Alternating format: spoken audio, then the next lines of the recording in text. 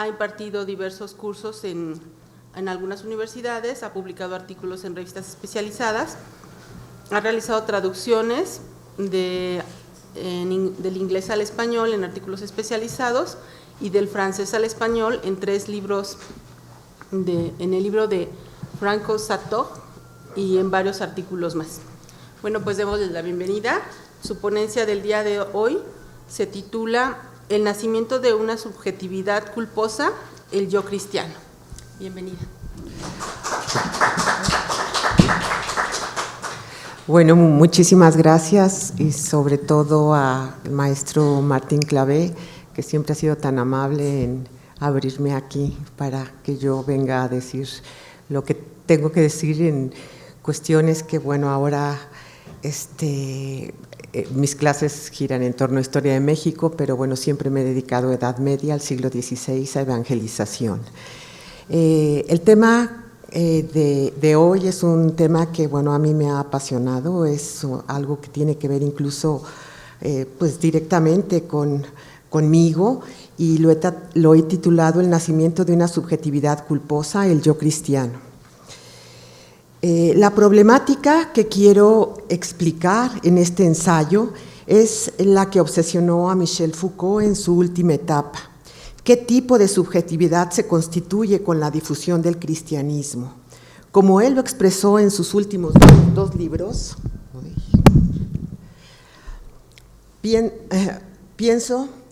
como él lo expresó en sus últimos 2 libros, pienso que la objetivación que uno hace de sí mismo es diferente en cada cultura y en cada etapa histórica. El cristianismo formuló una nueva manera de concebir al individuo.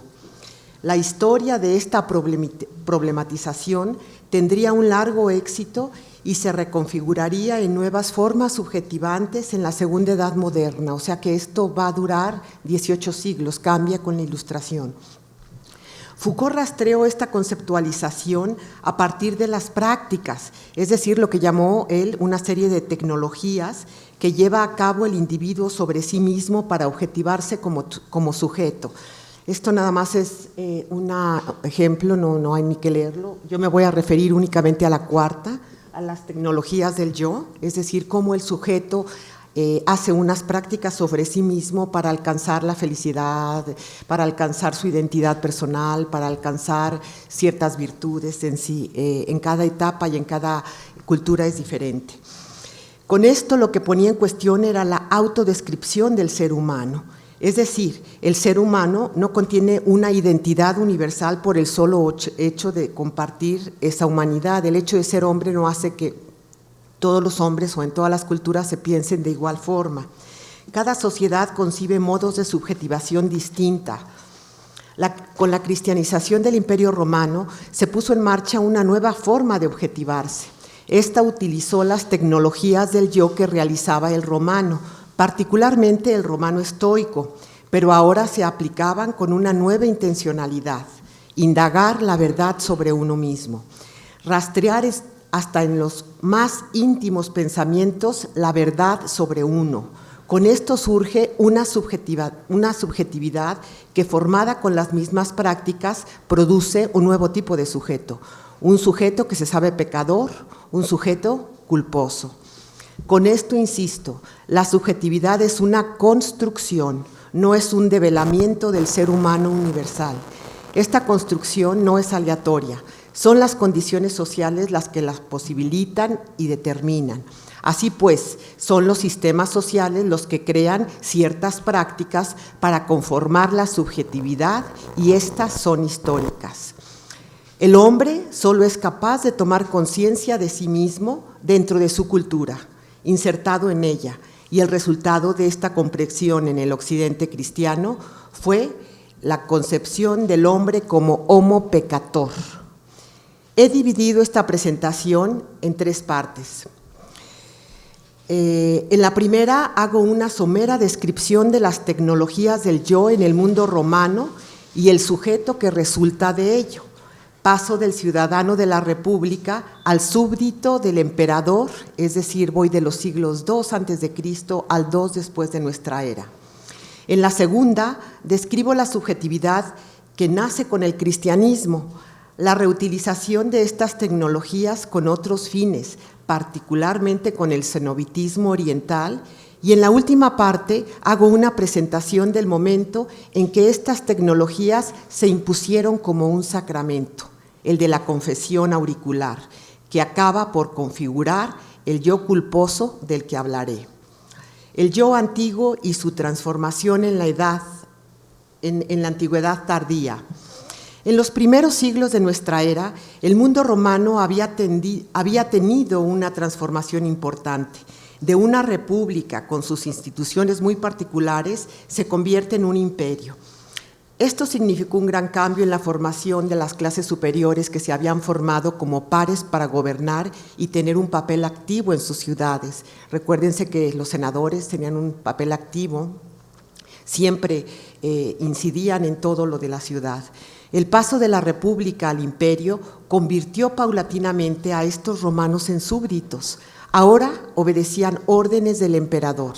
Según Paul Bain, el resultado de este cambio fue la introducción de una nueva subjetividad. Puesto que ya no podían subjetivarse como sujetos públicos, lo hicieron en su persona a partir de una nueva moral de autocontrol, que como ya no la pueden aplicar a los que mandan, la aplican a su entorno familiar, a mujeres, esclavos, concubinas, etc. En esta nueva hermenéutica, los romanos utilizaron las tecnologías de las filosofías antiguas. Para poder entender la subjetividad que surgió en estos siglos, hay que entender la que tenían antes. El yo de la antigüedad clásica no tiene que ver con interioridad alguna, es un yo externo. La ciudad crea instituciones como el censo romano para expresar quién es ciudadano y quién no. El mundo grecorromano no piensa que haya nada universal o común a todos los hombres. Es decir, los esclavos no son hombres, las mujeres tampoco, de alguna forma. En este entorno, la cualidad del ciudadano se clasifica. Hay ciudadanos de primer nivel y otros de niveles inferiores. El primero es un ciudadano que dedica todo su tiempo a la ciudad, no trabaja con las manos y se dedica 100% al ocio político. En consecuencia, la subjetividad que forma el ciudadano griego y romano es pública, no hay un yo interior, o sea, no hay nada dentro de uno que se conozca como la verdadera identidad, no hay nada oculto, se es lo que la ciudad se dice que es. He dicho que tanto en Grecia como en Roma la cualidad del ser humano no es de ninguna forma una cualidad que compartan todos los hombres, ni los esclavos, ni los extranjeros, y en muy pocos casos las mujeres son consideradas ciudadanos. Solo lo son los ciudadanos de primer nivel, los hombres cultivados en los altos estratos. Por otro lado, la religión romana no dice nada sobre la identidad humana. Ella no contiene un canon parecido al judío o al cristiano que diga o explica qué es el hombre, en qué se debe de creer, cuál es su destino final o quién lo hizo. La religiosidad de la época clásica tiene que ver con el bien de la ciudad. La ética que se conforma gira siempre en torno a su bien, a su prosperidad, a su embellecimiento. El ciudadano es el que construye los templos, es el que da para construir algún teatro, es el que da los juegos romanos. Vemos, pues, que la identidad del hombre antiguo no se creó a partir de nociones religiosas ni filosóficas, sino que fueron la ciudad y sus valores los que engendraron su subjetividad. Los valores políticos crearon un tipo de persona conformada a partir de lo que la ciudad requería. Las ciudades filosóficas de la antigüedad tuvieron sus propias ideas sobre el hombre, pero no les interesó compartirlas con todos los hombres. Hubo solidaridades más amplias en las que sus reflexiones y modos de vida quedaban subsumidas y se asumía el bien de la ciudad como su interés prioritario. Así, insisto, los antiguos no concibieron una religión que integrara en una creación única o en un destino único a toda la humanidad. Solo los monoteísmos inventaron estas nociones. En este contexto, seguimos la persistencia vamos a seguir la persistencia de dos nociones consideradas como fundamentales para formar la hermenéutica, la interpretación del propio sujeto. Estos son la epimeleia etu, o cuidado de sí, y el gnoti soton, o conócete a ti mismo, que se conoce mucho sobre todo a partir de Sócrates, pero no es de Sócrates. Ambos preceptos iban juntos, nunca fueron excluyentes y las distintas corrientes filosóficas elaboraron prácticas para lograr estos preceptos. Hay que decir que aquí que el cristianismo olvidó todo el cuidado de sí como algo banal, externo, impropio, y se centró en el gnoti sautón, o conócete a ti mismo. Foucault hizo el seguimiento de las prácticas de los estoicos que siguieron estas premisas y las prácticas con que buscaron alcanzarlas. Señala la importancia de tres de ellas: las escrituras de cartas a los amigos revelando el yo, el examen de conciencia que incluía un recuerdo de lo que se había hecho, de lo que se tendría que hacer y de la comparación entre ambas cosas. Y por último, la ascesis o asquesis, que nunca es una revelación del secreto del yo, sino más bien es un acto de recuerdo. El objetivo de las tecnologías de sí en el estoicismo no era la enseñanza de una teoría para adquirir la verdad, más bien buscaban la transformación exterior del individuo, daban al individuo la capacidad de vivir mejor, de vivir feliz. Es así que la obligación de decir la verdad sobre sí, a partir de estas técnicas, se limitaba a dar al discípulo un cierto número de preceptos o de reglas para conducirse en la vida, sin perder el dominio de sí o la tranquilidad del espíritu. El examen de conciencia es un ejercicio que consiste más bien en recordar las reglas de conducta que habría olvidado o hubiera aplicado mal en el curso de su jornada, pero la verdad no era algo que se encontrara escondido en el fondo de la conciencia. La verdad era exterior al sujeto, estaba en las reglas de vida y en los preceptos enunciados por el maestro, y los cuales el discípulo había suscrito libremente. Yo escogía qué maestro seguir y qué maestro era el que me interesaba seguir. En los estoicos, la verdad no era un dato interno, no estaba en la subjetividad, era algo que sería capaz de transformar el conocimiento puro y simple. El sujeto que se conoce se forma en la adecuación entre conocimiento y voluntad. De aquí la importancia de la palabra del maestro y de su discurso en relación a la confesión del discípulo. La confesión es la misma palabra, pero refiere a otras cosas. A la confesión lo que hacía su discípulo de lo que era él o lo que había hecho él. Por otra parte, la relación con el maestro es provisional, dura mientras el discípulo adquiere su autonomía. Esta y no otra es la finalidad que se busca. Con el cristianismo esto cambió radicalmente. La subjetividad del cristianismo monástico. El mensaje cristiano se difundió primeramente en las ciudades. Según Peter Brown, fueron capas medias urbanas las que se cristianizaron masivamente en la segunda mitad del siglo III. Las comunidades fueron nombrando sus representantes, episcopos, presbíteros, todas estas denominaciones vienen del griego y significaban cuidado para la ciudad, representaciones de la ciudad, que se encargaron de interpretar el mensaje evangélico. Sin embargo, también hacia fines del siglo III hubo quienes entendieron de otra forma el mensaje. Ellos fueron los eremitas, ermitaños que se habían ido al desierto huyendo del mundo. Posteriormente se integrarían en pequeñas comunidades llamados cenobios o monasterios, donde practicaron técnicas ascéticas y examen de conciencia con las que formularían una nueva subjetividad. El ascetismo, en sus formas eremítica y cenobítica, sugiere toda una teoría de la acción basado en esta comprensión del mensaje cristiano. San Antonio, uno de los primeros santos eremitas, que vivió en 255 y murió en 356, seguía las consignas de Mateo 19:21, entendida como la evasión del mundo. Retomaba el pasaje de los evangelios en el que Cristo se va al desierto a enfrentar múltiples tentaciones. Leo el precepto de Mateo: si quieres ser perfecto, ve. Construyeron un yo en una trama figurativa y metafórica a partir de las virtudes de ascetismo y mortificación. Así, el yo de los relatos hagiográficos, las vidas de santos, es un yo ascético. El ascetismo, que en su primer significado es disciplina, lo tienen todas las culturas. Sin embargo, es en el cristianismo donde se configura básicamente un tipo de yo que se conforma en torno a la represión. En otras palabras, un yo sustentado en la renuncia y en la aniquilación del deseo. El ascetismo, como una práctica universal, es comprendido en cada sociedad de manera diferente. Es una especie de invariante antropológica, pero nada tiene que ver el ascetismo clásico con el cristiano.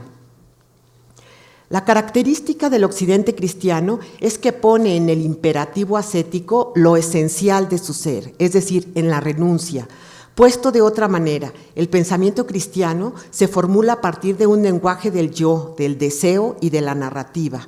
La teología cristiana está articulada en torno a este imperativo que aparentemente niega al cuerpo, o al menos lo opone al alma. Hartmann, que es el autor que estoy siguiendo, parte de la noción heredada de los griegos y enfatiza lo que distingue a todas las formas de ascetismo es la idea de que el yo es una estructura compuesta que contiene una esencia que trasciende y que está íntimamente asociada con la sustancia o medium que es mutable, degradable o rebelde. El cristianismo se preocupa fundamentalmente porque la esencia, o sea, el alma, lo creado por Dios, no siempre se manifiesta y al contrario es obscurecida, traicionada o derrotada. En esta lucha, el ascetismo florece como una actividad autoformativa que persigue la moderación o negación de cualquier forma de individualidad. En las narraciones o vidas de santos, el yo cristiano se puede rastrear en la articulación del binomio tentación-culpa. El deseo, que en términos modernos sería una construcción social, cada sociedad tiene sus deseos, inferido de la represión, es el fundamento indispensable de toda tentación. Sin deseo no hay tentación, ni límite, ni transgresión. El mundo cristiano vio en el deseo algo que preexiste a la represión. Esto es inaceptable en la sociedad moderna. Pues hoy no es posible concebir que haya algo previo a lo social. La particularidad del cristianismo es que entendió al ser humano en términos de cuerpo y alma, y el alma refiere su mejor parte, lo que más se asemeja a Dios. En ese sentido, la tentación se dirige más al cuerpo, aunque las tentaciones del alma pueden ser iguales o más peligrosas, pero daña más al alma, a lo mejor de la esencia humana, entre comillas, la esencia, ya no hablamos de esencia. La tentación ascética no atenta contra una ley o regla externa, sino que está agrediendo la propia veracidad del yo, a su más honda interioridad, a su esencia misma. El radicalismo de este neoplatonismo es matizado en épocas posteriores, pero con poco éxito, pues la característica más visible de la subjetivación cristiana es la redundancia en la represión de los deseos y del cuerpo, en aras de lograr la salvación. No se busca otra particularidad, sino la que enfrenta a la tentación y la vence, o generalmente fracasa. Así la subjetividad del monje está suspendida en este dilema. Lo esencial de la tentación es la resistencia a la transgresión. Si el deseo es satisfecho, deja de ser deseo, pero en cuanto es mantenido como tal, se constituye en tentación. La representación es la condición de que siga siendo deseo, o sea que hay que mantener el deseo para que siga siendo deseo, porque si yo lo satisfago, pues se elimina. O sea que la represión es su condición de misma, yo tengo que reprimir ese deseo. Lo propio y revelador de la tentación ascética es que le revela al monje los secretos de su yo, es decir, sus deseos, sus apetitos sexuales, sus apetitos mundanos, sus codicias, es decir, los goces del mundo. Como el cristianismo se fijó en los rasgos de la negación vividos por Cristo, que incluso lo llevarían a una muerte dolorosa, los buscó eliminar, pensando que es la mejor forma de reproducir y seguir su vida. Lo que se busca es imitar la vida de Cristo, entonces Cristo negó hasta su posibilidad de vivir, ¿no? Acepta obedientemente la muerte. Siguiendo esta propuesta, se ve cómo las tecnologías de los estoicos se adecuaron a hacer decir la verdad sobre uno mismo de una manera totalmente diferente, pues nunca se pretendió la autonomía del sujeto. antes bien la dependencia absoluta del monje con su apa, con su abad, es decir, con su padre en arameo, fue su objetivo. El examen de conciencia se enfocó a rastrear en lo más íntimo de la conciencia todo aquel deseo o pensamiento que fuera en contra de Dios, es decir, que implicara una delectación morosa. El ideal ascético conformó la disciplina esencial del yo del eremita, pero es la búsqueda de una meta que no puede ser alcanzada. San Antonio es el modelo de excelencia ascética y no es gratis que las representaciones iconográficas y narrativas del santo sean de las más frecuentes y lleguen hasta nuestros días. La narrativa de la vida de San Antonio conmueve a San Agustín y es el punto de partida de su confesión. ¿Cuál es el fundamento que sostiene la noción de culpa original? ¿Y cómo interviene en la constitución del sujeto medieval? Desde luego, tiene que ver con esto que tengo atrás, que es el pecado original, la culpa original, la pérdida de la inmortalidad y la culpabilidad del hombre, un hombre que nace marcado con la culpa de los primeros padres. Sin duda alguna, el concepto de culpa y pecado original, heredado de los judíos. Su interpretación fue uno de los motivos de disenso entre las primeras comunidades cristianas, que lo interpretan de formas diversas. Hay que ver que la noción que ganó en Occidente fue la más trágica, la más nefasta. Sin embargo, la Iglesia quedará marcada indeleblemente por la influencia de la interpretación de San Agustín. Para Paul Ricoeur, el concepto de pecado original se cristaliza en Occidente en la posición agustina. Él reflexiona sobre el significado del concepto, es decir, busca sus intenciones. En el debate sobre lo que significa esta mancha original se enfrentaron muchas posiciones. San Agustín escribe su interpretación en contra de pelagianos, gnósticos y maniqueos. Aquí vemos la formación del herético, lo que está fuera de lo que yo pienso es herético. La idea gnóstica y la maniquea es que el mal existe en sí mismo. O sea, sí, y aparte si son gnósticos, si son maniqueos, pues piensan que la parte perfecta es el alma, el espíritu, y la parte mala es el cuerpo. Pues el movimiento pervertido de es el movimiento pervertido de una voluntad pervertida. Es una realidad cuasi física que cubre al hombre desde fuera. Es mi cuerpo, es lo material. El mal es el cuerpo, es cosa, es munda, es lo mundano. El alma, por el contrario, se presenta como la parte espiritual o divina del hombre, que ha sido encarcelada por el cuerpo. De manera que lejos de que el mal proceda de la libertad humana por la vanidad del mundo, surge de sí mismo, o sea, surge de mi cuerpo. En contra de la gnosis maniquea, Agustín elabora una visión ética del mal donde el hombre es íntegramente responsable de éste. Si hay arrepentimiento, por lo tanto hay culpa, o sea, nuestros primeros padres se arrepintieron, se sintieron desnudos, se taparon. Si hay culpabilidad es que hay voluntad, era todo el silogismo agustiniano, y si hay voluntad no es la naturaleza la que nos constriñe.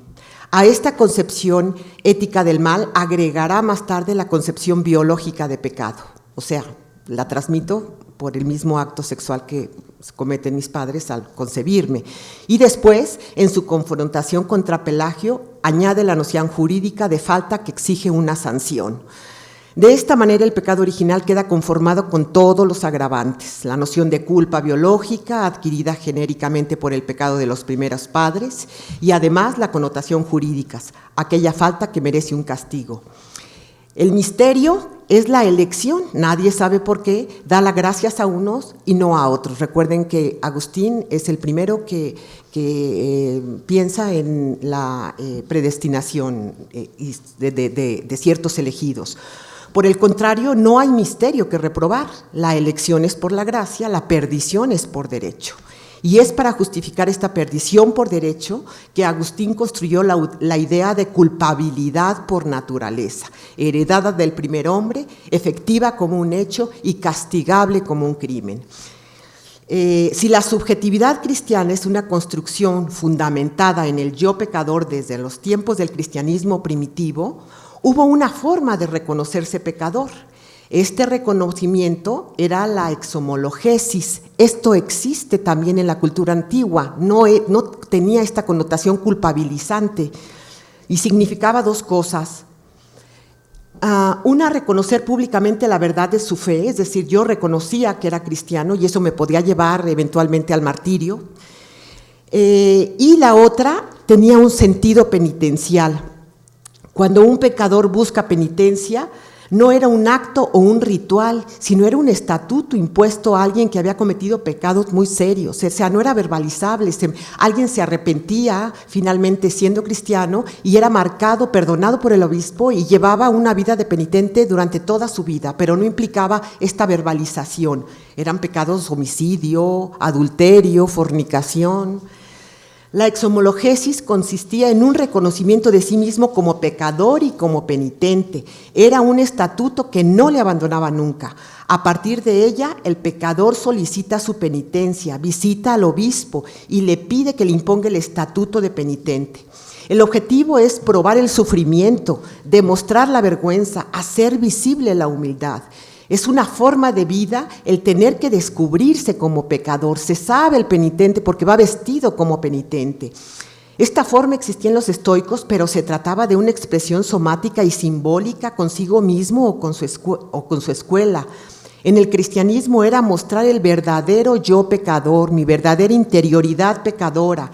Esta declaración de pecador y el estatuto que se obtiene con ella es un acto único en la vida, no se hace muchas veces, se hace una vez y si se tiene un pecado muy grande, se hace por un pecado grave. El estatuto de penitente es muchas veces de por vida. La penitencia tiene como objetivo señalar el rechazo al yo pecador, la renuncia a uno mismo.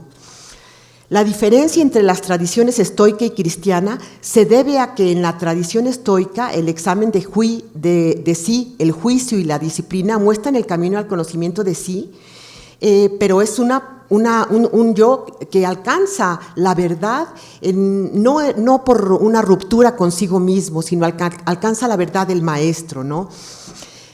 En el cristianismo, en cambio, es ritual, teatral, simbólica. La otra tecnología para descubrir es la exagoresis, o sea, la reminiscencia de los ejercicios de verbalización relacionadas con el maestro de las escuelas filosóficas paganas. Equivaldría al examen de sí muy desarrollado en el cristianismo monástico. Sin embargo, este examen tiene que ver más con el pensamiento que con la acción, pues escruta la interioridad presente del monje. Se basa en la idea de una concupiscencia secreta, son las palabras que ocupan San Agustín. Tiene que ver con la impureza interior, es el desciframiento de los pensamientos con el alma oculta. Este examen de conciencia tendrá que ver directamente con la confesión, tal y como se formulará en el siglo XIII. Solo cuando se ha confesado verbalmente la verdad, sale el demonio de él. La expresión verbal es el momento crucial. La confesión es la marca de verdad. Pero esta es una confesión que será sacramento a partir del siglo XIII y que tendrá que ser confesado a un sacerdote, oralmente, auricularmente y en secreto. Antes no hubo esto. La confesión auricular, una tecnología para conformar un yo culposo. Las pinturas que estoy mostrando son las tentaciones ascéticas de San Antonio, que bueno, desde que el cristianismo surgió, están presentes en toda la pintura, hasta Cézanne. Tengo algunas que son impresionantes, las del Bosco,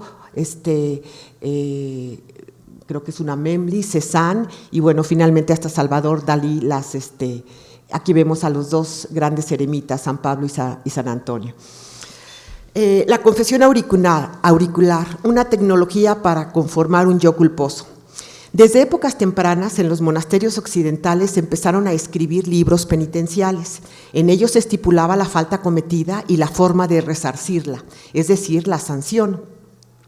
Esta práctica se acompañaba del examen de conciencia y de la obligación de decir la verdad al abad sobre los pecados cometidos. ¿Cómo se dio finalmente que estas prácticas fueran obligatorias para todos los laicos? En el Concilio IV de Letrán, 1215, se da ya la consigna explícita de confesar los pecados oralmente a un sacerdote, al menos una vez al año, en Pascua, así también como la obligación de comulgar. Ese paso supuso la consolidación de la teología de los 7 sacramentos de la Iglesia. Antes no hubo 7 sacramentos, hasta el siglo XIII hay 7 sacramentos. Los sacramentos era el bautismo antes, la Eucaristía fundamentalmente. Después del año 1000, el poder pastoral de la Iglesia, es también otra noción de Foucault, el poder pastoral, o sea, los fieles son concebidos como borregos, como ovejas, se fue difundiendo a toda la sociedad. Si en el cristianismo primitivo las prácticas y tecnologías de supervisión, autorrevelación, examen de conciencia, etcétera, fueron para los ascetas, los monjes, los eremitas, los que elegían voluntariamente esta huida del mundo, con la reforma gregoriana, a partir del siglo XI, se imponen a la sociedad entera. La autoconcepción de la Iglesia fue la de un poder pastoral, es decir, era un pastorado y yo era el pastor, o sea, Dios es el pastor, los sacerdotes, los obispos son los pastores. Eso es lo que va a significar de aquí en adelante obispo. Siguiendo a Foucault, la Iglesia se pensaba corresponsable de los pecados de su pastorado. Ella también debía de responder por su grey en el juicio final. La relación que estableció entre ella y su pastorado fue una relación de obediencia, de sumisión y de dependencia espiritual absoluta. Con esta supervisión y vigilancia sobre el laicado, la Iglesia conformó una subjetividad modélica que se muestra en las narrativas de los santos. El sentimiento por no alcanzar nunca los requerimientos de perfección, en cambio, conformó un yo vigilado, culposo y pecador. O sea, las narrativas de santos nos forman vidas perfectas, vidas que pudieron seguir de alguna forma, alguna parte de la vida de Cristo. Sí, o sea, es el ejemplo de santidad, por eso son santos. Y los mortales, pues no tenemos eso, entonces siempre estamos alcanzados por esta culpabilidad. La aplicación de estas nuevas tecnologías de control fue una labor muy difícil de implementar y serían las órdenes mendicantes, franciscanos, dominicos, agustinos, surgidas en el siglo XIII, las que se encargarán de la predicación y adoctrinamiento de este nuevo precepto confesional. Muchas de las llamadas herejías surgieron como reacción contra este nuevo sacramento que obligaba a decir los pecados a sacerdotes, a veces indignos, es decir, que no eran considerados por los fieles sabios, santos y doctos. De manera que en la antigüedad, y aquí hay una diferencia notable, si uno había decidido seguir a un maestro era por su vocación de honestidad, por su parresia, se decía en griego. Era una aspiración ética que tendía a la pura transmisión de la verdad y a la honestidad de este maestro con esta verdad. Se seguía al maestro por admiración y para aprender de él y lograr la autonomía.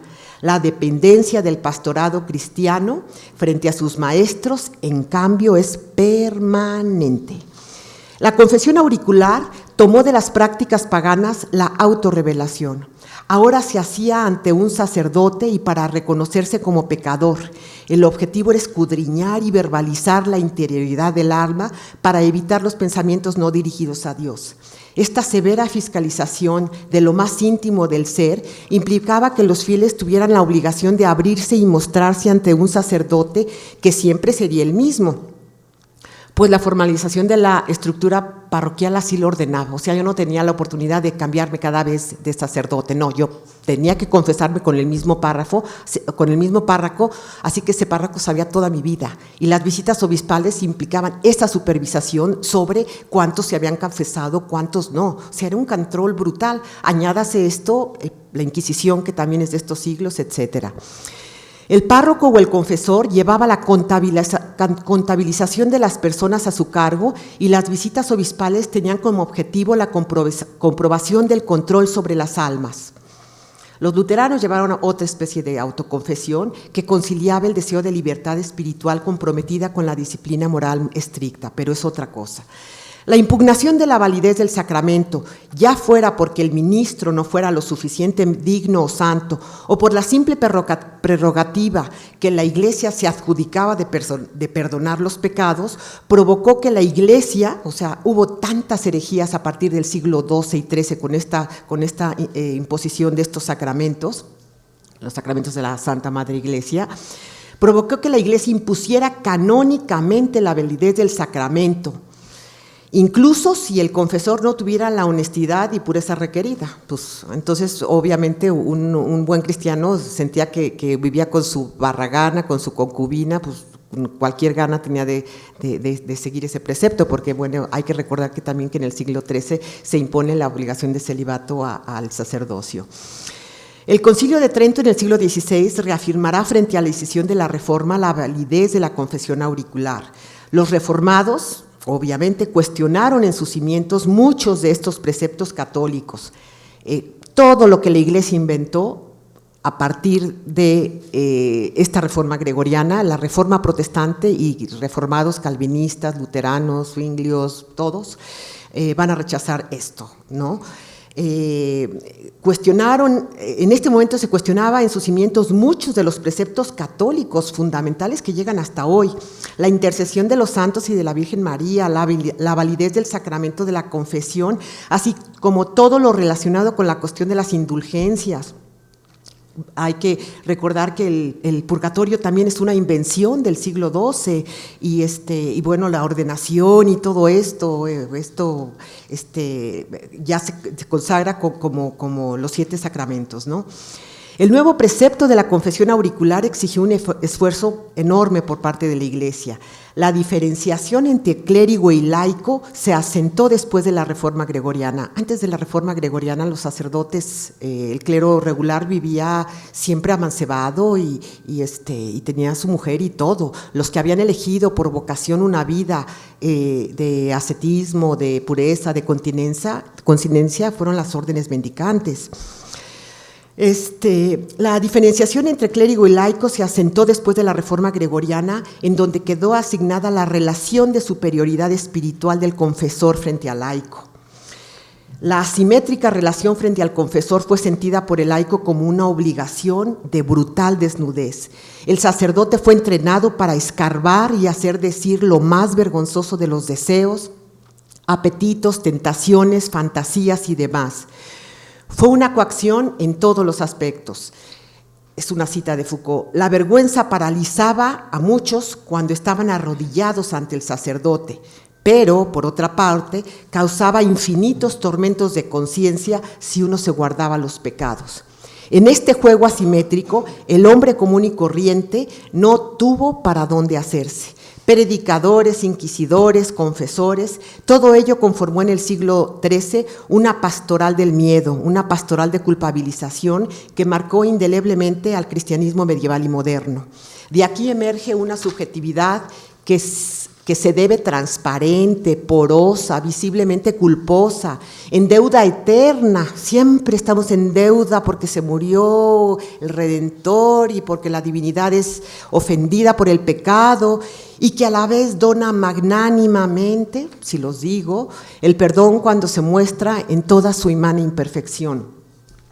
Según Jean Delumeau, la confesión en muchos casos vino a ser una tranquilización del pecador, en otros casos, los más, vino a ser el desnudamiento obligado y vergonzoso de un hombre nacido en el pecado y condenado a reconocerse siempre en falta. El cristianismo puso en el centro de su teología al pecado. La obligación de desnudarse espiritualmente frente al otro lo colocó en una situación de brutal fragilidad. En esta perversa maquinación, ambas partes se vieron obligadas a entrenarse, unos como jueces, padres, inquisidores, médicos de almas, consejeros de conciencia, y otros como pecadores en un continuo examen de conciencia. En esta macabra relación, los testimonios de la carne, como se decía en la antigüedad, tuvieron un papel preponderante. El valor del acto sexual mismo en el cristianismo se había asociado con el mal, con el pecado, con la caída, con la muerte, mientras en la antigüedad se había considerado con significaciones positivas. Las tecnologías del yo en el cristianismo, no, sí voy a leer esta última parte.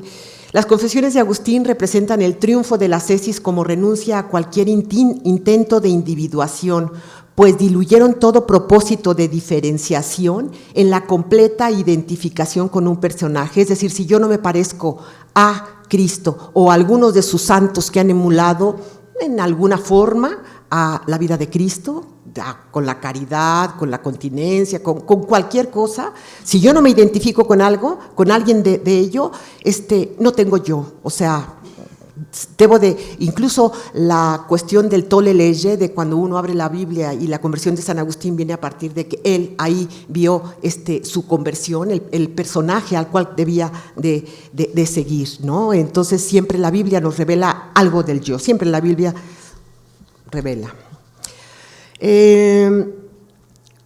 Entonces, la posibilidad de formar un yo propio se diluye porque hay que identificarse con algún personaje, con algún evento del texto bíblico. El ascetismo no culmina en el conocimiento de la esencia, sino en la autotransformación realizada en la lectura y completada en San Agustín con el acto de escribir. Estas eran para los romanos y para los cristianos culto. La noción de sujeto moderno queda trazada de forma muy acabada en el siglo XVIII, o sea, el sujeto moderno, curiosamente, en las confesiones de Jacques Rousseau, que pone también confesiones, pero ya están tratando un sujeto completamente diferente. No era circunstancial que esta autobiografía llevara el mismo título de la obra de San Agustín, escrita 12 siglos atrás y que había sido la expresión más perfecta del yo interior en toda la Edad Media. Frente al yo de San Agustín emerge, con afán de contrastarse, el yo de Rousseau. Las tecnologías del yo en el cristianismo tuvieron como finalidad llevar a cabo la propia mortificación. La mortificación no es la muerte, claro está, pero es una renuncia al mundo y a uno mismo, una especie de muerte diaria. Es reconocerse en un yo que desea lo prohibido, que vive tentado por deseos y que debe aniquilarlos, pero que incluso al solo pensarlos peca. De todo esto podemos concluir que el cristianismo configuró un yo culpable. La autoconciencia y el examen de conciencia no conllevaron a la formulación de un yo autónomo. Al contrario, conformaron una conciencia dependiente que descansaba en un yo obediente, un yo ascético que se constituye en la autocancelación de sí mismo, un yo que renuncia a ser yo. Muchas gracias.